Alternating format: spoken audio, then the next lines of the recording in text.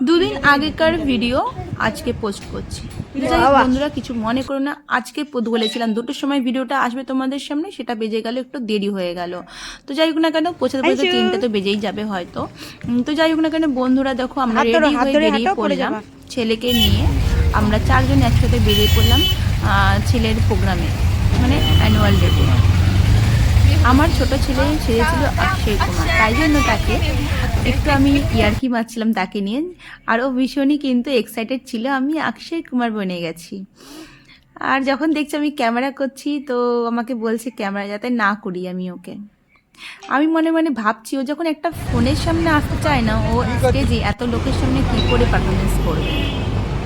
তারপর আমরা দেখো অটো থেকে নেমে গেলাম, যদিও ছিল অনেকটা দূরের রাস্তা। অটো থেকে নেমে গিয়ে আমরা পৌঁছে গেলাম এইখানে, পৌঁছে গেলাম। আর দেখো এই যে থিয়েটার, এখানে একটা মানে থিয়েটার আছে, এই জায়গাটাতে হচ্ছে প্রোগ্রামটা হবে। অনেক বড় জায়গা, এখানে একসাথে 2-3টে প্রোগ্রামও হতে পারে। তো সেটা পরে জানতে পেরেছিলাম। ছেলেকে একটু ঠিকঠাক করে দিল আমার বর, যাতে সে একটু একদম ফিট হয়ে যাতে ভেতরে যেতে পারে। কারণ প্রথমেই বেবিদেরকে দেওয়া হচ্ছিল, আর পরে প্যারেন্টসরা পরে এন্ট্রি করবে, কারণ আমরা লাইন দিয়ে দাঁড়িয়েছিলাম। তার মাঝখানে একটু ফটোশ্যুট হয়ে গেল, কারণ কি ফটো না তুললে কি চলে, একটু সেলফি। তো একটু ফটো তুলে নিলাম। এই দেখো বিশাল লম্বা লাইন, এই লাইনের মধ্যে দাঁড়িয়ে দাঁড়িয়ে অবস্থা খারাপ হয়ে যাচ্ছিল। তার মধ্যে সবাই ধাক্কাধাক্কি করে কিছু মানুষ আগে চলে গেল, পুলিশ থেকেও কিন্তু কিছু করতে পারেনি। আমরা ছিলাম ভদ্র প্যারেন্টস, তাই জন্য আমরা কিন্তু লাইনেই দাঁড়িয়েছিলাম, আর লাইন দিয়েই আমরা সিরিয়াল ওয়াইজ ভেতরে গিয়েছিলাম। খুব ভালো লাগছিল। বাবা মা যদি ঠিকঠাক করে ঠিকঠাক কাজ না করে, তাহলে সন্তানরা কি করে শিখবে। তাই জন্য আমরা কিন্তু লাইনেই দাঁড়িয়ে রইলাম। অবশেষে আমরা ঢুকে পড়লাম ভেতরে।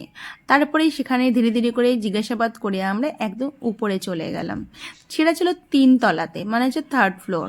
3rd ফ্লোরে ছিল আমার ছেলের প্রোগ্রামটা অর্গানাইজ হচ্ছিল। তো আমার বর আমাকে বলছে, আমার পিছন দিকটা, মাথার দিকটা কেন নিচ্ছ। তা যাই হোক না কেন, কী করব, পিছন দিকটা তো আসবেই না, উনি আগে যদি যখন থাকবে তো পিছন দিকটাই আসবে। ওনার মাথার চুলটা গেছে, তো সেটা কি আমার দোষ না। তো যাই হোক না কেন ভেতরে চলে গেলাম। তারপরে দেখো এখানে হচ্ছে আমরা উপর দিকে মানে গ্যালারি সাইডটাকেই বলে, যাই হোক না, উপর দিকটা বসেছিলাম আমরা। আর নিচের দিকেও ছিল কিছুটা স্পেস বসার জন্য। আমরা উপর থেকে প্রোগ্রামটা পুরো এনজয় করছি। শুরু হয়ে গেল, রোহান বেশি চলে এসেছে করতে, তিনি ছিল হোস্ট।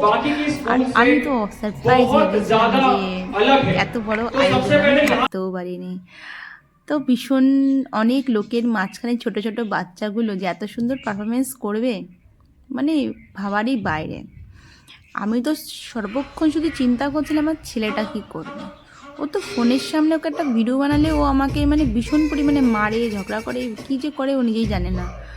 আর ও এত লোকের মাঝখানে কী করে পারফরমেন্স করবে। ও কিন্তু আমাকে সবসময় বলেছিল, মা তুমি টেনশন করো না, আমি কিন্তু ভালো ডান্স শিখেছি, আমি পারবো করতে। আমি জানতাম আমার ছেলে কিন্তু স্টেজে গেলেই কান্না করে সরে যাবে। আর তারপরে আমরা দুজনে না মানে করছি ভিডিও, সবার দেখছি, সবার প্রোগ্রাম দেখছি, কিন্তু মনের মধ্যে টেনশন, আমার ছেলেটা কাঁদতে কাঁদতে চলে না আসে। অবশেষে যখন আমার ছেলে আসলো, আমার চোখ থেকে না জল বেরিয়ে গেল। এই যে আমার ছেলে দেখো, একটা ব্ল্যাক কালারের কাপড় হাতে নিয়ে একদম সাইডে এই মেয়েটার পাশে। আমার বর ভিডিওটা করেছে, একটু ডিস্টার্ব হয়েছে, ভালো মতো দেখা যায়নি। যাই হোক না কেন, সাইডে দেখো ব্ল্যাক কালারের হাতে একটা কাপড় থাকবো নিয়ে ঠিকমতো ডান্সটা করতে পারছিল না। যে দেখো এই যে দেখাচ্ছে, দেখো সাইডে, একদম সাইডে। তারপরে অবশেষে কিন্তু কাপড়টা হাত দিয়ে যখন ওর পড়ে যায়, তারপর খুব সুন্দর করে ডান্স করে।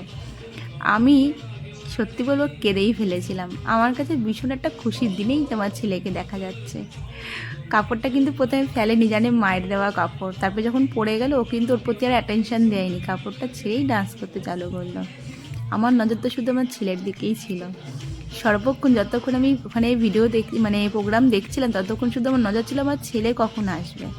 আর কপাল করে আমার ছেলের ডান্সটা সবার লাস্টেই ছিল, তবুও কিন্তু অপেক্ষা করে বসেছিলাম। আর এই আমার ছেলে ডান্স করছে, এত সুন্দর 3-4টে গানের ডান্স একসাথে করেছে ও, আমি তো ভাবতেই পারিনি। থ্যাংক ইউ সোনা, তুমি এত সুন্দর ডান্স করেছো, আমাকে অনেক অনেক খুশি দিয়েছো। ওই দেখো প্রতিটা মুভমেন্ট ওর মনে আছে, কি করে কি করতে হবে। খুব ভালো লাগলো। তোমরা কেমন এনজয় করলে, তোমাদের কেমন লাগলো, আমার খুশিতে কি তোমরা খুশি হলে বন্ধুরা? অবশ্যই আমি জানি আমার খুশিতে তোমরা সবাই খুশি হবে। তো আমার ছেলের জন্য আজকে কমেন্টগুলো করো, আমার জন্য না, আমার ছেলের জন্য একটু ভালো ভালো কমেন্ট করো, যাতে এই কমেন্টগুলো যখন পড়বো তখনও শুনে যাতে বলে মা যে আমাদের অ্যাকচুয়ালি বন্ধু হচ্ছে এরা, আমাদের পাশে আছে এরা, এই বন্ধুরা সব সময়। আমি জানি তোমরা আমার পাশে সব সময় রয়েছো, আমরা একা হলেও কিন্তু একা না, তোমরা আমাদের পাশে আছো, তোমরা সবসময় ভালোবাসা দেবে আমি জানি। আর যদি ভালো লাগে আমার এই ভিডিওটা একটু শেয়ার করে দিও তোমরা। আর তারপরে ওখান থেকে বেরোনোর পরে ছেলেদেরকে খাওয়ানোর জন্য আমি বেরিয়ে গিয়েছিলাম একটা মলে। তো তোমরা জানোই, সেটা লাইভ করেছিলাম, তোমরা দেখেছিলে হয়তো। এইখানে একটু খাওয়া দাওয়া করলাম, বড়কে বললাম একটু আমার পিছন সাইডটা ভিডিও বানাও না গো, কেমন লাগে। শাড়ি তো অনেক দিন বাদেই পরলাম, তো ভিডিও বানিয়ে দিলাম আজ পর একটু, সেটাই একটু তোমাদের সাথে শেয়ার করে দিলাম। জানি তোমার একটা ভালো লাগছে না হয়তো, শাড়িটা আমি পরতে তেমন একটা পারি না, তো চেষ্টা করেছিলাম শাড়ি পরার, অনেক দিন বাদে শাড়ি পরলাম, তাই জন্য ভীষণ একটা মনের মধ্যে খুশি ছিল। আর চলে আসলাম, ছেলেদেরকে খাইয়ে দাইয়ে নিলাম। আমার ছেলে একটু তোমাদের সাথে একটু মিট করে দিল ওর বেস্ট ফ্রেন্ড, তার নাম হচ্ছে তানিষ্কা। এই দেখো তানিষ্কা, কিউট না? আমার ছেলের চয়েস বলতে হয় কিন্তু, এখন থেকে এটা সুন্দর বন্ধু করে নিয়েছে, বান্ধবী।